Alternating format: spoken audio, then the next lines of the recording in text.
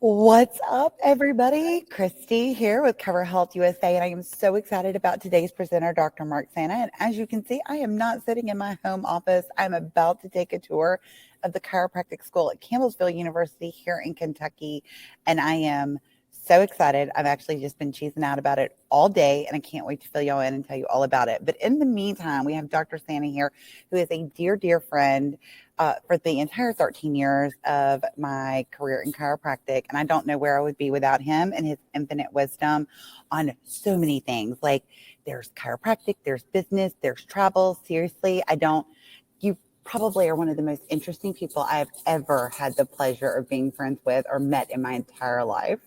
Um, but if you are not familiar with Dr. Sanna, where have you been hiding? He is the CEO of Breakthrough Coaching. It's an international healthcare practice management consulting firm and teaches an outcome-based, functionally oriented system of procedures that focuses on preparing healthcare providers to become the providers of the prevention and wellness of the future. I mean, he is just unbelievably amazing. But when I say his depth of knowledge is unreal, like seriously, his depth of knowledge on chiropractic, but even outside of that, being that you're a second generation chiropractor, Yeah. And your dad just had a birthday too. On top of that, didn't he? 90 years old and going strong. Shout out to Julie Sanna. Yes, and doesn't even look 90, y'all. Like they got the good genes running in the family, and I can say that because his family is absolutely beautiful. But second generation chiropractor, his incredible heart for this profession is just unbelievable. And I think that's probably one of the biggest things I've learned from you is that compassion and empathy and love and giving back to this profession. But when it comes to all of the things chiropractic and then how to run a business, because that's the aspect that you don't learn in chiropractic school, as I'm sitting in one right now.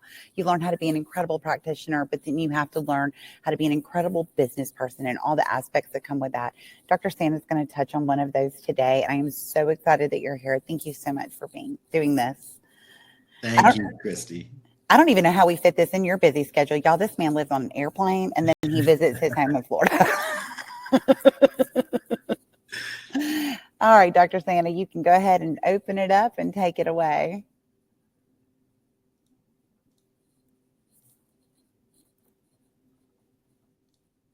All right, Christy, we'll take this from a slideshow from the beginning, taking it from the top. Thanks so much, Christy. I appreciate your kind words, and you know I love you from the bottom of my heart.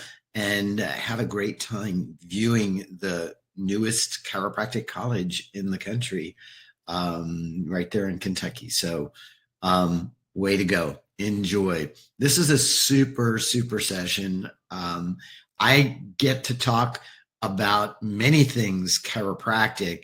One of my favorite things to talk about is culture.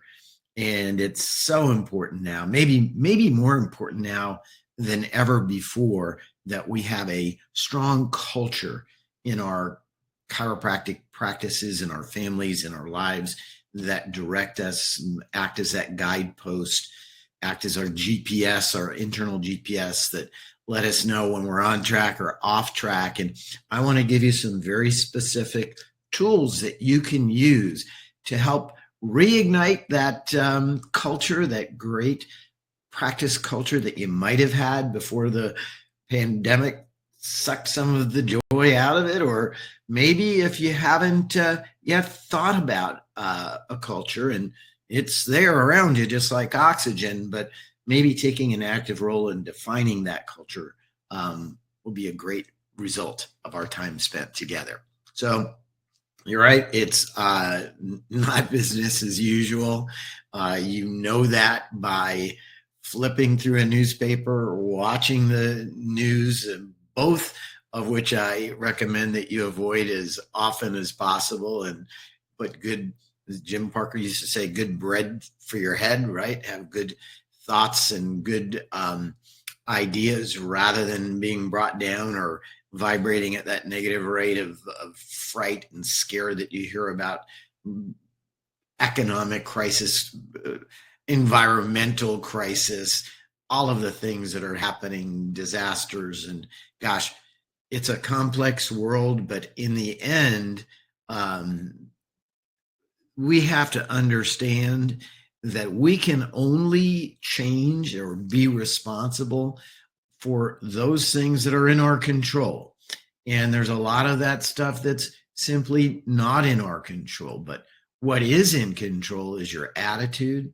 That attitude is contagious. It goes not only in ripples through your staff and the folks who work with you on your practice team, but it ripples out into the patients that you care for today. And from them, it ripples out into your community and world. So when you're talking about your culture, it's not just within the four walls of your practice. This really has a way to impact all of the world around you. You know, I'm a really big believer in the universal principles. And one of the universal principles that means the most to me is the principle of magnetism. Magnetism means that what you energize, you magnetize. What I mean by that is where you put your energy is what you attract to you. And so if you're energizing all of the upset and crises that are there in the world, you're bringing that stuff into your life, right? If you're coming from a place of love, if you're coming from a place of abundance rather than a place of scarcity, you're going to see patients today, whether they have insurance or they don't have insurance. Thank God for ChiroHealthUSA. It doesn't matter either way. You're going to be able to see them. Here's the thing. You have the opportunity to make a difference in that person's life today, and having a great foundation, great footing in who you are, why you're there as a practice, and what your intention is for that outcome. It's more than giving a chiropractic adjustment and removing a subluxation or coaching somebody to have better posture, stand right, better habits, sitting right. It's a lot more than that. It's really giving them a different way of looking at life. You know, I often say to new grads or new students going into chiropractic is, you know, as Christy said, my dad's a chiropractor, and I grew up in chiropractic, so I didn't have to discover chiropractic. I kind of learned it from the inside out. I was adjusting the family dogs and cats when I was a kid before I ever went to chiropractic college. And I'll give you a little tip on that. Dogs are dumb. They'll let you adjust them all day long. Cats, you get one chance. Screw that up. That cat's never going to let you adjust it again. So here's the thing. You have that opportunity to make a great difference. That feeling that I got from my dad and his practice and the core values that he instilled in us are some of the things that I think at this point in time has allowed me to have a career going on 25 plus years as a chiropractic coach. I never would have thought, looking back, that it'd be 25 years coaching practices, and all of the different ups and downs that we've seen in practice. But I know that there's one common denominator, one common factor that runs through all of the successful practitioners that I've met, and they have great culture. They have a great set of core values. So why are we going to have a session on culture and a chiropractic webinar? Well, I want to help you, whether you're the owner, the founder of the practice, if you're one of the administrators or leaders of the practice, lead your department, lead your station, or if you're a team member. I really want to help you align. And it's a great word to use, isn't it, for chiropractic, as we kind of align the spine. My friend John DeMartini uses the quote, align the mind and spine with the divine, right? Shout out to John. So we want to align our teams around a shared purpose, right? I like to say, when you go into the practice in the morning, you've got a purpose, for sure you do. Every single one of your practice team members also has a purpose.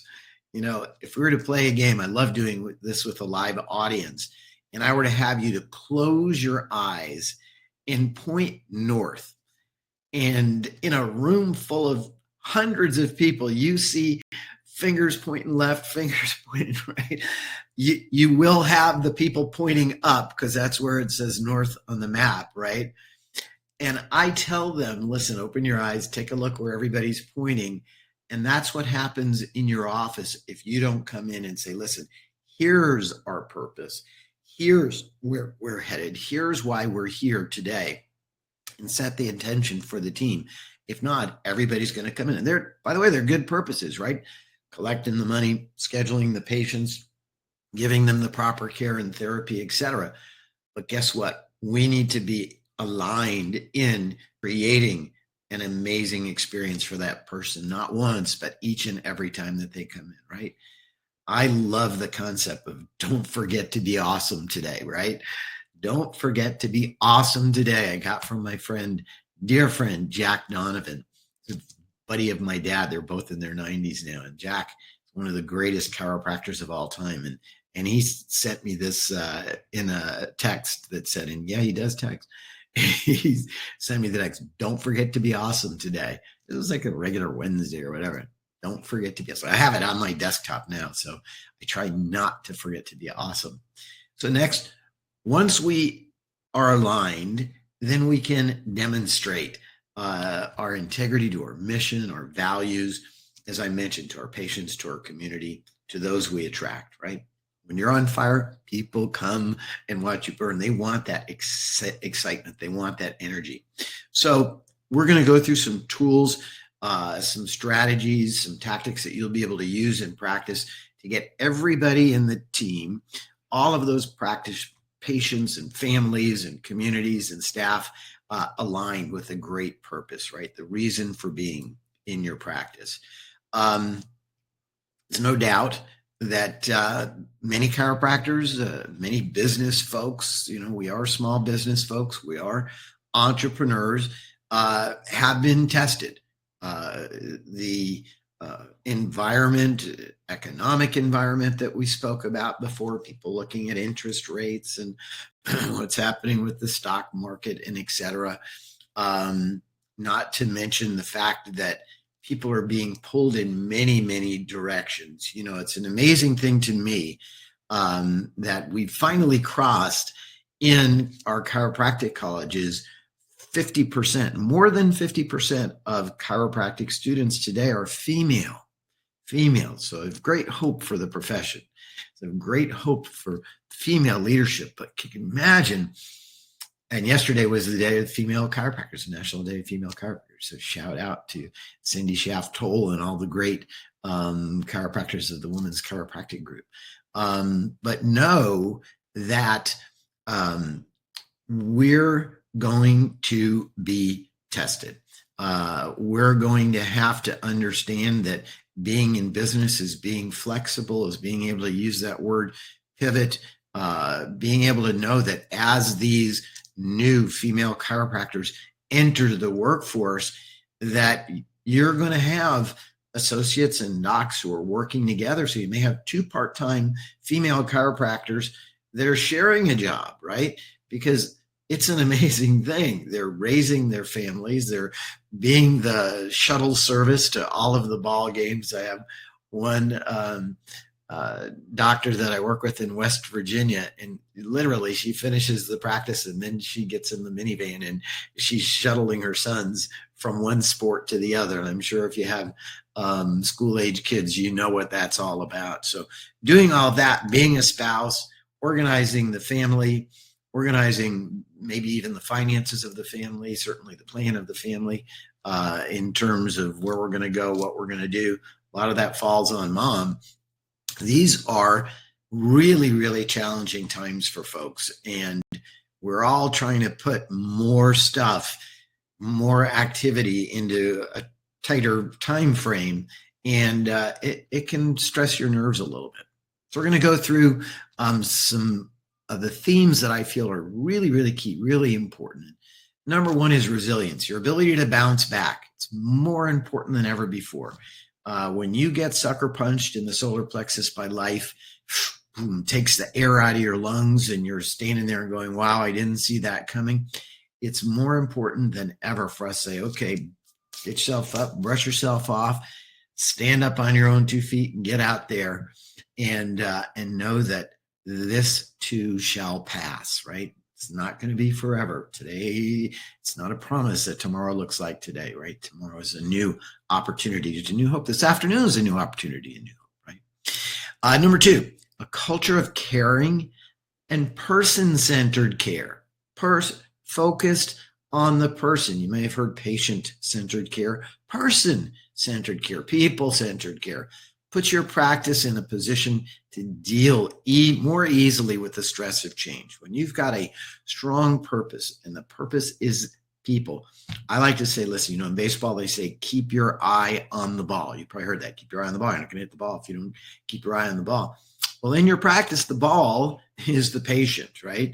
So keep your eye on that ball. We don't talk about the rules of the game, stop and discuss the rules of the game when the game's being played. We play the game. We focus it. Later on, we can practice, rehearse, and drill. Number 3, even in changing times, guess what? No matter how difficult they are, and life sometimes deals us some real blows, we have to honor the essential role of family and the essential role of the entire family in care. Chiropractic care is not a solo affair. It's a family affair. Real health care, and I'm not talking about sick care, the way insurance and whatnot is all designed, is to wait till something breaks and then fix it. But true health care, keeping your family healthy, keeping yourself healthy, is a matter of healthy habits, and healthy habits practiced over time. And so engaging all of the members of the family, from mom to dad to the kids to the grandkids, all of that family, to make sure that we're making the right decisions, right? Can't go in and get a chiropractic adjustment and have your nervous system functioning fully and then go home and put garbage in your stomach and eat Fruit Loops and whatever processed stuff comes in the box with who's ever a cartoon picture on the front of it. Can't do that. Once in a while maybe, but can't do it every single day. The kids drink their Tang and then have their Fruit Loops and they go to school and they wonder why their friend, the homeroom teacher, can't keep them in the chair for less than a minute because they're all wired up on sugar and all the other artificial stuff that's in there. So knowing that the importance of family, and it's one of my core values, I'll share mine with you as we go on, is absolutely essential. Next, caring for your staff is imperative. I say it's a quality imperative. Listen, those folks who are there for you, day with you, that you spend hours and hours with every day, they're kind of like your family, honestly. And you've got to put them first, right? We cannot take care of other people unless we take care of ourselves. And so making sure that we create an environment where we're caring for our staff, where they know that we're there for them, that they come first, right? I like to say that, remember the old Southwest used to put up billboards next to airports that would say, our employee is our first customer. That's true. Imagine the airline, our employee is our first customer. If we don't have a great team, we're not going to be able to deliver the care that we want. So more than ever, creating that environment that's supportive, it's nurturing, it's safe, it's inclusive, it's one that people feel excited to come to. We're here on a ChiroHealthUSA webinar, and the owner and the founder of this company is a very dear friend of mine named Dr. Ray Foxworth. Ray likes to say, I want my employees to feel like their job is the greatest job ever. The greatest job ever. And think about if you had that mentality when it came to making sure that your employees were feeling that when they came to work, they couldn't wait to be there, right? Because it's the greatest job ever. Why would they ever want to leave? Finally, I got 2 more actually. A commitment to caring communication is not a nice to have. It's essential. Being able to have free and clear communication, and it not just from top down, but from bottom up. I like to say, if you think about a glass of fine champagne and you hold up that champagne flute, the glass, you'll see that the bubbles sparkle up from the bottom to the top. And the very best ideas in your practice are going to sparkle up from the bottom, from your team up. So you want to make sure that there's nothing interfering with the flow of ideas. I don't want everybody sitting around waiting for what's Dr. Sanna have to say, what's the boss have to say. In breakthrough coaching, some of our greatest initiatives and greatest ideas have come from our practice team members. We have an amazing team of coaches all over the country who work with literally hundreds of chiropractors every single day. And that's a great brain trust, right? Meaning this mastermind, when we all come together, these great ideas that bubble up. Same thing in your office. Your patients have a different perspective through the eyes of your staff than they might with you, the doctor. They might share with them things that they might not necessarily share with you because they have a comfort with them. Or they might be spending a little bit more time with them. So it's really, really key to understand that we have to have a compassion, caring, listening communication, really important. And then finally, strong leadership. It's absolutely essential. You have to show up. If you're the practice leader, you got to show up as a leader. I like to tell docs, young docs who are associates in practice just coming in, and they think, what would you like to do? Well, I'd like to own my own practice one day, or I'd like to own this practice that I'm associating in one day. And I'm like, that's awesome. You know how you do it? You show up like the owner today. That means you do the extra things, right? You see a tissue paper or face paper on the floor, you don't walk over it. You pick it up and you toss it away. You're the first one in, you're the last one to leave. You do what it takes to be done. If you're a business owner and you developed your practice, you did that. You emptied the garbage pails. You turned the lights off, right? Before there was a janitorial service and you could afford that. You answered the phone before you could afford somebody to do that for you, right? So having the understanding that to run a strong practice, it's as strong as the leader. And if you want a stronger practice, whatever a stronger practice to you means, however that looks, you want to get closer to your ideal vision of your practice, then work on yourself, right? Starts at the top. People say rotten fish stinks from the head down, right? Well, same thing happens with a practice. If your practice isn't looking like you want it to look, well, then spend a little time looking in the mirror and saying, who do I need to be? Who do I need to become? And go ahead and get a mentor, get a coach, go out and visit some other practices and see what's possible that's out there so that you can maybe get a new vision if your vision isn't what exactly you want it to be. Or if you're on track and your vision is what it is, you can expand that vision and grow that vision. And it really, when you're showing up as a leader, it embodies trust in your team. They know they can trust you. So talk about resilience. When the pandemic first came around, it was scary. I don't remember back how scary it was in 2020. People were washing their groceries before they brought them or wiping them down before they brought them in the house and all kinds of stuff. And it was a very scary time. Some practices got closed completely. Very fortunately, as chiropractors, we were deemed in most places as essential workers. It was a big deal, by the way, for chiropractic. It was a game changer in terms of our cultural authority during that period of time to be named as essential workers, not a small thing. And what happened was, in the midst of figuring out masking and hours and spacing and distancing and wiping down and sanitizing, some of the stuff fell by the wayside. Team meetings, team huddles, the breakdown. It's hard to make a connection really with somebody when their face is covered. I just think about all those little kids who were in school during those first years and they never saw the faces of their classmates and how important that is, right? But knowing that we're resilient, knowing that we went through this, we went through it together. Part of what the pandemic was a magnifying glass, and you had some practice team members who were great, who were there by your side, who stayed with you, and you had some others who weren't. The extra unemployment benefit or whatever it was, they didn't want to come in, they didn't want to work. Not to mention the fear factor involved. So I'm not pointing fingers here. It was a scary darn time. A lot of the important stuff broke down because we were just getting by.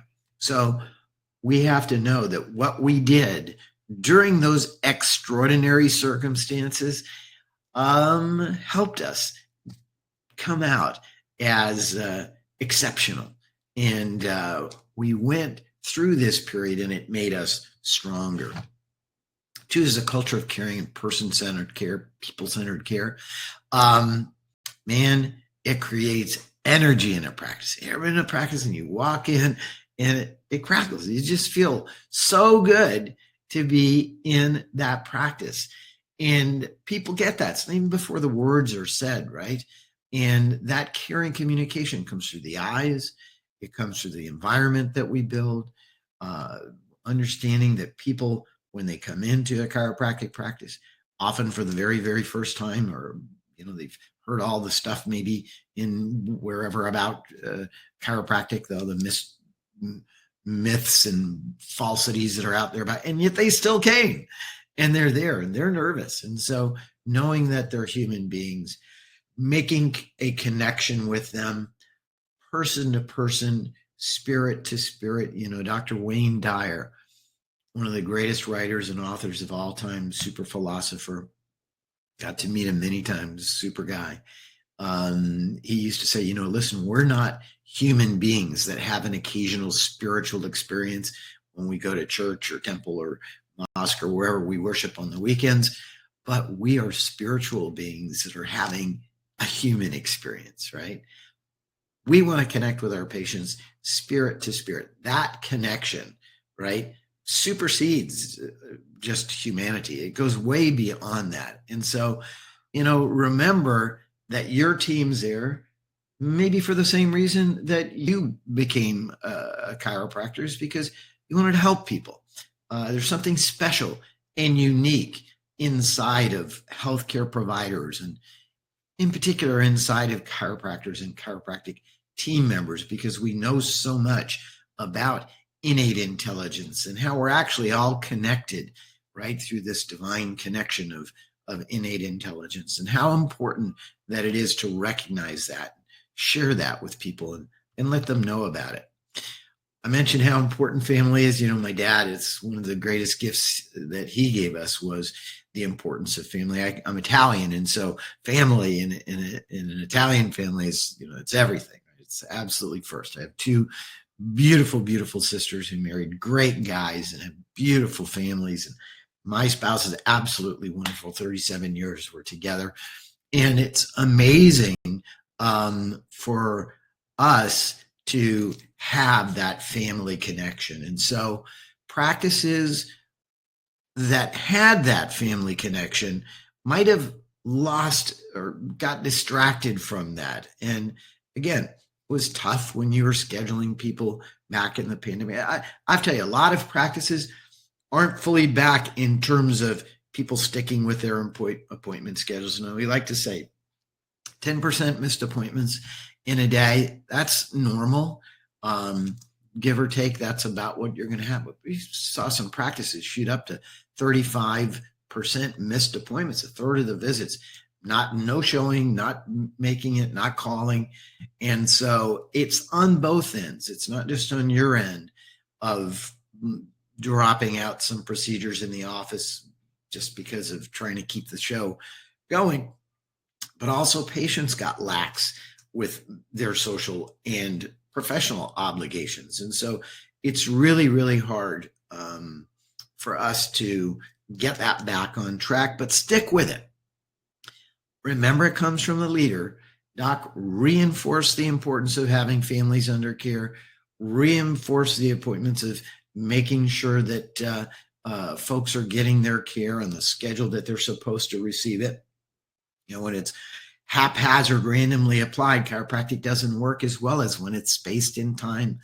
And when we do spaced repetition over time, the body remembers that, responds, and learns new habits. So important to know that we want you to be safe. We're going to do everything that we can for our patients to be safe. We know when you need to be with your loved ones, you need to be with them, but you also need to be in the practice. Caring for staff is imperative. I love the graphic on the right-hand side because it's that whole, when the airplane and they say in the safety announcement that when the oxygen masks drop down, make sure that you put it on yourself first before you put it on your small child.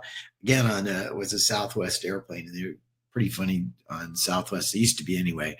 The stewards and stewardess, the guy who was on the flight, he said, listen, when the air mask drops down and you stop screaming, then you can put it on the child sitting next to you, right? So it's really key. We need to let our staff know that we want them to put their oxygen mask on, that they're okay, that they're being taken care of. And listen, a lot of folks have burnt up their PTO. A lot of folks don't have any more time left out of the office. So you're in a new game here, and you want to be flexible with these folks. You want to have them have the opportunity to actually, know that we care about them. Little touch bases, little check-ins are super, super important for us during the day. Between hours, I think it's absolutely important. Caring communication is absolutely essential. I say heart to head to heart communication, right? Heart to heart means I'm communicating with you from my heart, my caring, my emotion, my empathy, right? Being empathetic is absolutely key to being successful. Versus head to head, that's analytical, that's explanations, that's fixing, that's planning, right? We want to make sure that we're practicing not only head-to-head communication, because we need that in a practice, we need a game plan for success, but heart-to-heart, right? Compassionate service. Jim Parker used to say, loving service is my first technique. Loving service is my first technique. Before what we do with our hands, it's what we do with our heart. People know that. It's easy when you're stressed out to default into the head, retreat into the head, and try and get analytical in thinking. And so your go-to, your touchpad really needs to be that heart-to-heart. We used to have in our office, the little round sticky dots that come on a sheet of, 12 or 24 on a sheet, and you peel them off. They're fluorescent colors and whatnot. We bought the red ones, and we cut a little triangle out of the top so it looked like a heart. And we put those outside each and every treatment room, and those are called the love button, the love buttons. And so before the docs would go into a room and treat patients, they'd actually tap the button. And what that was to make sure that we got back out of head-to-head in heart-to-heart, remembering that we're going to meet spirit to spirit and have this important exchange together with that patient. And so patients would ask, what's with the heart outside the room? We tell them that's the love button. And they tell other people, my chiropractor has a love button. And of course, strong leadership. The Chinese character has two characters for crisis, meaning danger and opportunity. So that in every crisis, we face danger, but we also face the opportunity of something new. We face the opportunity of change. We face the opportunity for growth. And so when we as leaders project a sense of honesty, of confidence, of caring, of listening, of concern, that we're decisive, but we can adapt, right? Super, super important. It keeps our team tethered together towards this shared purpose. So we want to talk a little bit about the importance of culture.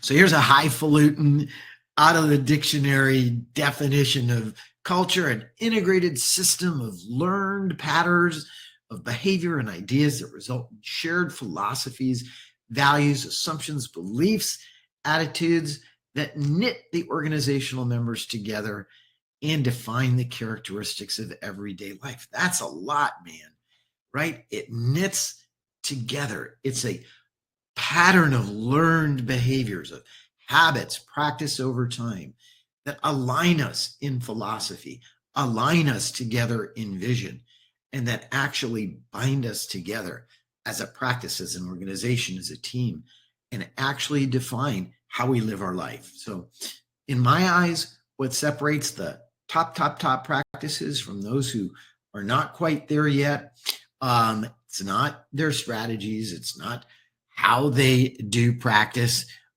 Instead, it's their culture. It's it's what their operating system is. It's why they're there, why they do what they do, what's their purpose, what is that underlying set of behaviors that runs through the practice and helps people meet the challenges in every day. A conscious culture, because as I mentioned before, culture's around you like oxygen. It's always going to be there, right? Either you define it or you get it by default. So most people are walking around in a culture by default because they haven't consciously created their culture. So McKinsey is one of the great consulting companies that are out there, and they did research with over 1,000 organizations, over 1 million people that they studied in this research project. With top quartile means the top 25% cultures post a return to their shareholders 60% higher than the companies that were below the halfway point, and 200% higher than those in the bottom 25%, right? Think of the difference.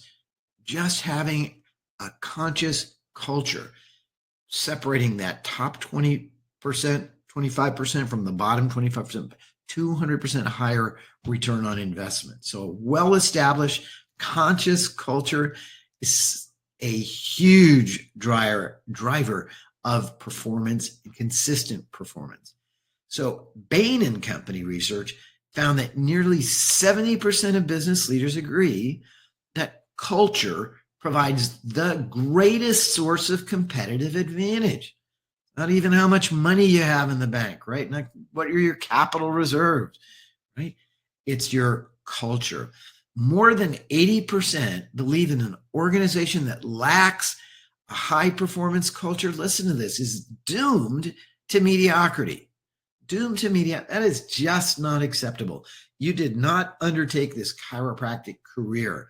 You didn't get up out of bed, walk into the office this morning, get your chiro juice on to be mediocre in any way, shape, or form. You want to be extraordinary, right? Today is the day that you want to lay it all out there. And the next day and the next day, right? Don't forget to be awesome. Research conducted by Harvard Business School, you might have heard of them, over an 11-year period, it's quite a study, found that organizations that focused on shaping their culture outperformed their competitors. Their revenues were 4.1 times higher, right? More importantly, what they kept, their net income was 756% higher. Culture drives the bottom line. Money follows service. Service follows your intention, right? Your reason for being. Those are some pretty amazing statistics when you take a look at them. There's power in your people. Your people, they are your power. So no matter what's happening, what's going on, your people need to know that our culture is consistent, that our place of work, where we come together, where we spend this time, it's a safe zone, right? It's a place where you can feel safe. It's a place where you can feel secure. Listen, I've heard from doctors who I coach on the call that patients yell at them. And this is really a post-pandemic thing of where the patients are actually yelling at the doctor because they didn't get the appointment time they wanted, or they had to wait a little longer, whatever, didn't go exactly the way they wanted. I'm like, I would never in my lifetime growing up have thought about yelling at a doctor. It's just beyond my conception to be able to even do that. So you got to be that buffer. You're not allowed to yell at my staff in my office. You're not even allowed to yell at me, by the way. That's not what I'm here for. We'll find you another chiropractor, but we don't do that here in this office. So you want to make sure that your folks understand that you're on their side, right? That we're harnessing our power together. So we want to intentionally cultivate our culture, as I mentioned. We want to be adaptable. We want to be resilient. We want to be that anchor, right, during the stormy times. We want to be people focused, right? Making sure that we're focused on being compassionate, connected as a team, using caring communication and transparency, right? You don't have to guess if something's off. I'm going to tell you, and I want you to be able to tell me and know that I'm not going to bite your head off. I really want to know it. Listen, my staff would stop me if I didn't have the right attitude. They could actually tell by my footsteps as I walked in the hallway of my practice if I was on or off. And they'd pull me in the side and they'd say, hey, Dr. Mark, you know what? You want to do a little attitude adjustment before you go in that room with that patient. They would. They call me, had my permission to call me out on that, right? One of the biggest things that we do in breakthrough coaching with our practices is that team meetings, I hope you're having team meetings, that fell by the wayside for a lot of practices during the pandemic. Get back to it if you're not. Once a week, getting people on, going through our goals. Are we on target? Are we making the progress that we want? What's our key focus? What's our intention, right? What are we celebrating, right? Don't forget to celebrate together. And what's the fun? How are we going to have some fun here in this office? That doesn't happen by accident. We would actually have a different team member lead the team meeting every week. And I know in a lot of practices, it's the doc who runs the team meeting. And that can be a kind of a drag after a while because everybody's on you and sometimes you're right on, sometimes you're not. But when it gets passed around, it becomes a shared experience. A great exercise to do is to rate your practice culture on a scale of 1 low, 10 high. 10's perfect, how it's showing up exactly the way you want it. On how are we doing in human compassion as a team right now? How are we doing in human compassion? How are we doing in human connectedness between each other, between our patients and our community? How's our score for caring communication? Are we using words that show that we care and respect for each other? Or do we get short and snippy and think that we don't have to have the ultimate of respect for the people who are there working with us? And then finally, transparent. How transparent are we being with how we're doing as a team, what our vision is, what our goals are together, what we can accomplish together? Only 4 points. If your score is less than 40, you want to begin really soon to think about what can we do to increase that culture index in your practice. Well, let's give you some specific tools. I'll give you a new paradigm. Back in 2019, there's an international public relations firm called Porter Novelli, and they brought together 180 CEOs that issued a statement that many folks on Wall Street really believe had a major impact on the business world. They shared this new purpose, this new paradigm for companies, for organizations, for your practice, one that prioritized the needs of the stakeholders above the needs of the shareholders. So what does that mean?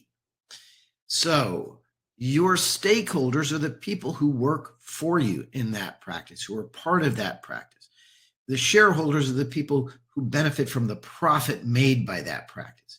And so as we shift in this paradigm, we may need to be showing less corporate returns, right? Less returns on the stocks to shareholders and paying our people right. You know, you look at the Target Corporation that brought up, you know, we're one of the first folks to bring minimum wage up to $15 an hour, which, by the way, if you put that out, that's not enough money to raise a family on $15 minimum wage, but they brought it up to 15. They've done studies to show that it's up to $20 an hour, and people are just able, if both members of the household are working, are actually able to not be in crisis mode all the time with their finances, one carburetor breaking away from financial collapse, right? So we need to make sure that we're taking care of our stakeholders, that this is the way that we have long-term success, not just as a practice, but as a country. Like the English say, stay calm, carry on, right? Keep calm and stay grounded with your 2 feet on the ground. 2020, man, year pandemic, economic free fall, social unrest that we all saw night after night of terrible vision of sights that was happening and terrible injustice that was going on really changed the world. And it was pretty easy to shift into panic mode. We're all locked in home, right? Not be with each other. And this was a key time for us to show up and show up differently. So the CEO of Microsoft is Satya Nadella, and he wrote in a letter to the employees that it's time of great disruption and uncertainty, that our ability to stay grounded in our purpose and to remain true to our identity is of the utmost importance. It's not when everything's going great. It's not when everything's going good that it's easy to say, okay, that's when we do culture. That's when we focus on making sure everyone's fine. It's the exact opposite. It's when things aren't going as well as they can that's where the drumbeat of culture becomes even more important. I want you to focus on caring. You know, a lot of teams I interviewed for this presentation talked about their practices focus on caring. So up here you see the core values of a buddy of mine, Mike White's practice. And it's caring, committed, creative, and cool. How's cool for one of your core values, right? Beautiful, beautiful healthcare practice. Super successful. But I hear this word caring over and again. So instead of focusing on hunkering down what's not working, why insurance isn't paying, you know, why patients are late or they're not sticking to their schedule, let's begin embracing caring. Caring meaning we care for you as a human being, and we also care for your health, right? Putting our people, our patients first. A skyhook is an interesting thing. You know, back 60 plus years ago, there's a classic article called Skyhooks. The author A.O. Ullman argued that people need skyhook. Skyhook, you see the airplane and you see the parachuter there, that skyhook would grab them by the harness and lift them up into the sky, right? We need to be the skyhook that lifts people out of their area of low vibrational energy up to a higher level of energy where they're beginning to actually experience the vibration of life, right? Shouldn't be just feeling okay, should be feeling awesome, should be feeling great, right? Found that skyhooks are important to give meaning to life. Skyhooks are our values, our vision, our goal. They lift goals. They lift us up from the fray of everyday life, from stress, the pressure that everybody has. I have, everybody has normal stuff. This is part of the human experience. We need to be lifted above that. In particular, we need to be lifted above that when we're serving our patients. It's really care. So using caring as one of your skyhooks, right, to lift you up can help you make some courageous decisions. You know, you want to have simple rules. Simple's always better. COVID's it's far from over. There's still people getting COVID. Other stuff is going to happen. Whatever is going to be the next thing. We need to know that it's all right. We're going to make it through. We made it through the last one. We'll make it through the next one. We're going to come out better, more adaptive, more flexible. I know more practices that had their greatest successful years even during the pandemic, saw more new patients than ever before because they were there, right? Number one, patients were afraid to go into the medical doctor, came to their chiropractor, and we were there as essential workers. Bottom line is that we came out stronger as a profession, more respected as a profession, and a greater part of our community because of the things that we went through.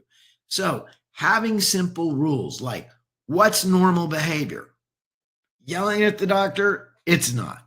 Blowing me off, not calling and telling me that you're not going to show up for your visit, that's not cool. Because if I really care for you, like, man, if your mom was coming to your house and she didn't show up, you'd be on the phone right away. Where are you? Okay, was something happened with the car? What's going on? Same exact thing with our patients. We have to have rules of normality. We need underlying core values. There are guiding principles. If we don't have them, we're floundering. And we want to give people autonomy that work with us to respond, innovate, adapt on the spot to make great decisions. You want to have the simplest rule? Put people first.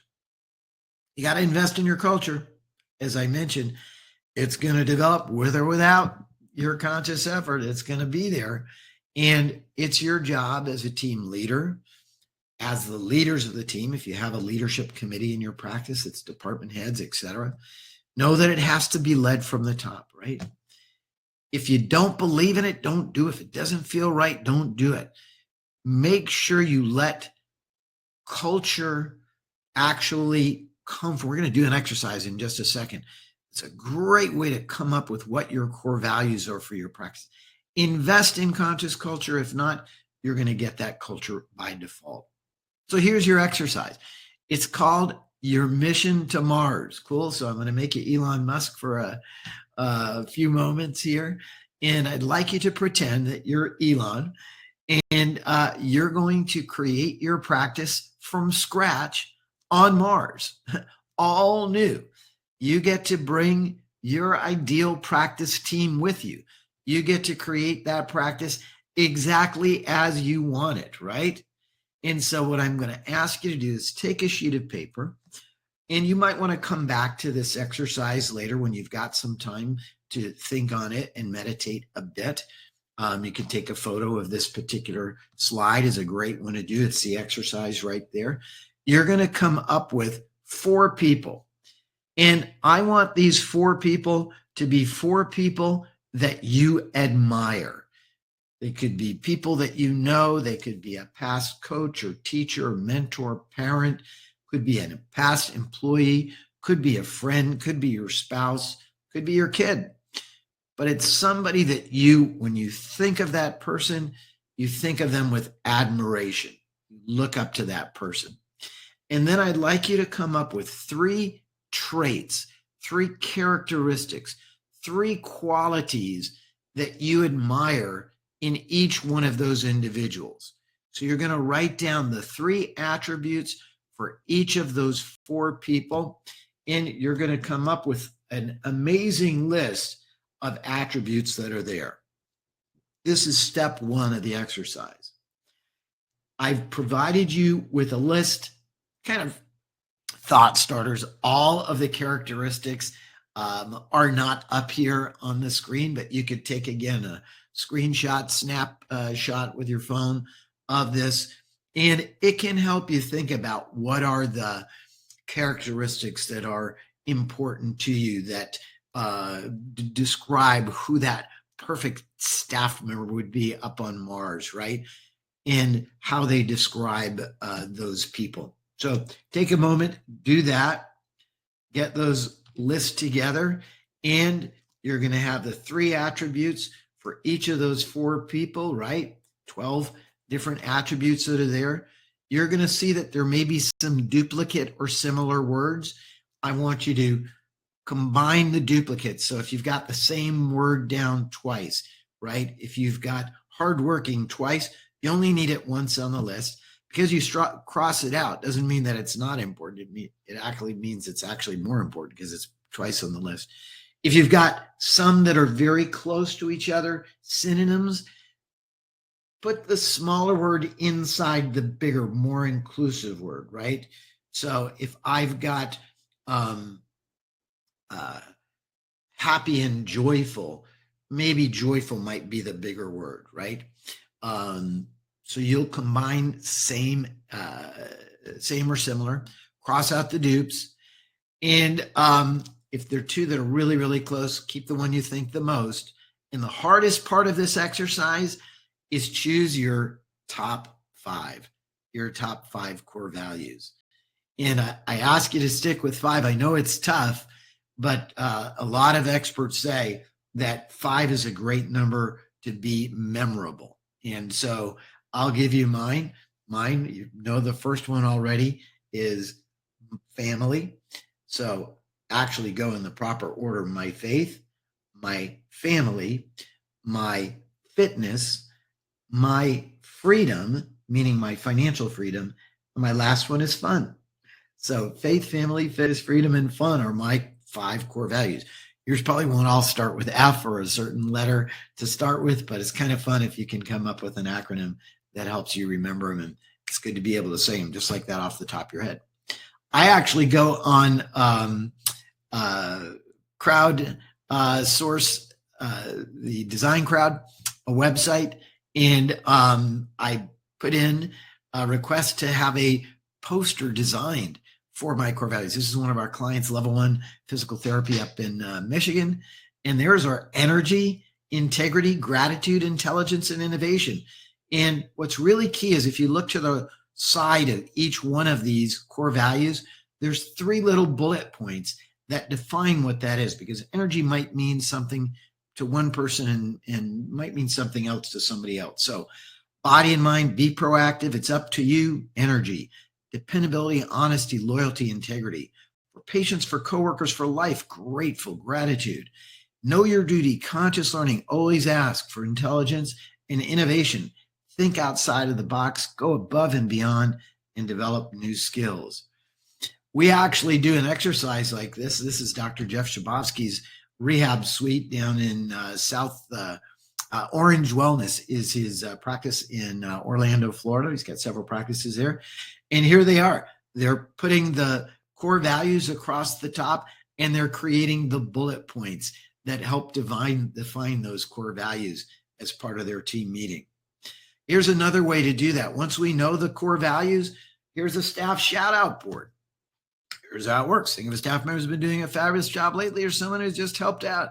Grab a sticky note, write down a compliment, post it on our wonderful shout out board. Smile while making somebody's day. What a cool thing to do.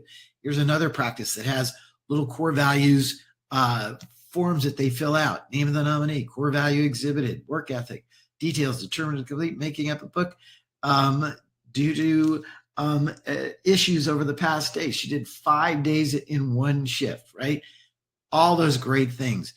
I've got one practice who does Wendy Lee up in Maryland. She's one of our coaches, has little fish bowls with little red pom-poms. You buy them in the craft shop, and she calls them warm and fuzzies.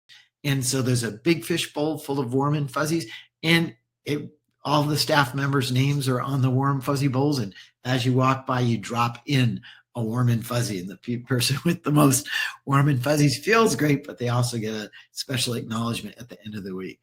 Here's a great one from my friend, Dr. Steve Archileo up in Chicago. And he got bobblehead dolls for his staff.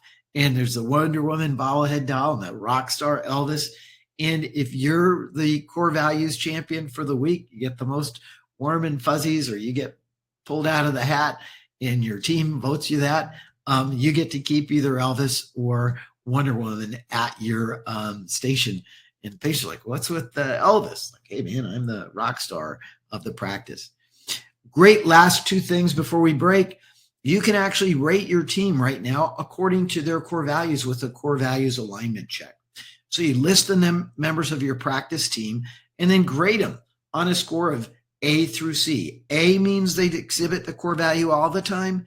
B means most of the time they do. C means most of the time they don't, right? If I've got 5 core values, a couple of B's are okay. C's are not. This is a great This is actually a matrix that was put together by General Eisenhower and was actually made very popular by Jack Welch, the GE manager, probably one of the greatest managers of all time. And he divides our employees into four different categories based upon a grid of performance, low to high, and values match with our core values. And down in quadrant 4, the poor droopy guy down here, low performance, low core values match. That's the employee who should have never been hired, should never be on the team, slipped through somehow, Jekyll and Hyde it on you somehow. Q3, that's somebody who's got low skill performance, but a high core values match. Those are folks that can be coached up into a quadrant 2, right? Quadrant 2 is our best employees, high performing, high values match. We want to practice full of them. Finally, there's the snake in the grass. That's Q1. It's the hardest employee of all because they're great at performing their job, but they have a low values match. That means that they run the insurance department. They do great managing the accounts receivable, getting the money in. But guess what? They're the one bad talking you, creating gossip in the office. They're like a cancer in the practice. And when you let that person go, the rest of the team typically celebrates. So no snakes in the grass. Let's get all Q2s. So core values rock. Hire for alignment with your core values. Have interview questions that involve and explain what your core values are. Skills can always be taught. Can't train core values, right? Hire slow, fire fast, and implement a system of quarterly conversations where at least once a quarter, you're sitting down, 15-minute chat, letting people know how are they doing with their core values alignment, how could they do better, and what could they do better in their skill set. Last slide, here it is. There's a QR code up there and also a URL for our 5-minute team meeting that really takes you through. This is an ebook that you can download, and it walks you through how to make sure we're running the most effective meetings that are aligning our staff around our core values, making sure that they're getting the very best support that we have to offer as a team. I hope you enjoyed this presentation. This is Dr. Mark Sanna on behalf of Breakthrough Coaching and on behalf of ChiroHealthUSA, 2 amazing teams. I hope you make today an exceptional day. Thanks for being with us.